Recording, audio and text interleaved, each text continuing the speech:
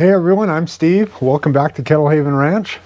We're going to look today at some of the hive mortality that we had over the winter. Specifically hive number 7 and number 8. If you recall, hive number 8 was my strongest hive, and it was just plumb filled with bees. Hive number 7 wasn't nearly as strong. When we got later into the year, things were sort of questionable between the two.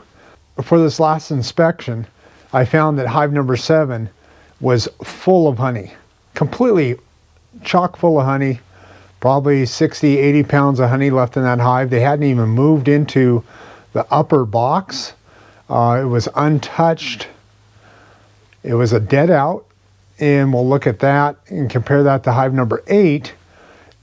Hive number 8, the population was so large that they completely cleaned out their stores.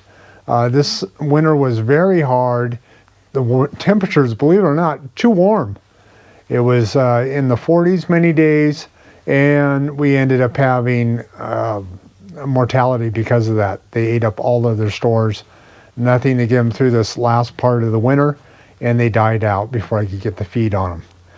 All right, looking at the two, I have the bases here on the bench.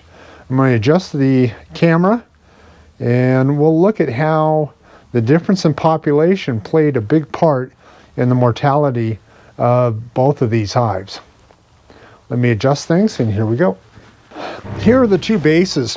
This is base from hive number 8 right here, and this is hive number 7. The difference in population, even you can see the spillage over here. That is from hive number 8 when I took the deep off of there. And the difference in the amount of bees is amazing.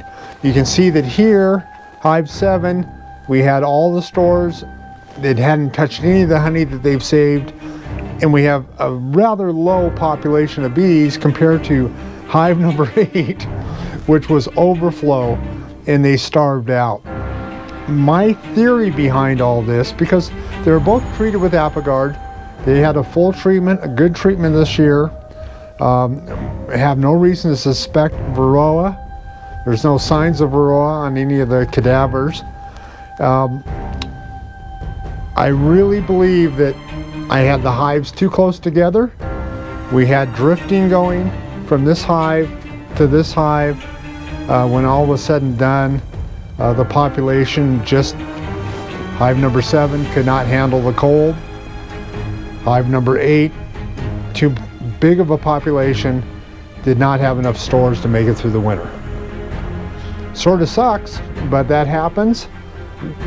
So this year I'm going to change the apiary around a little bit, not have my hives as close together. That may work for some people in some areas, but obviously there's a difference here. But by moving them apart a little bit and changing their orientation, I keep from having this drifting going on and the side effects of it, which are not good. Well, I hope this video is a little informative. If you have any ideas what it may have been, please put your comments below. I entertain all comments, that's for sure. Love hearing from you guys. Like, subscribe, and ring the notification bell if you like our content. So we're moving in the spring.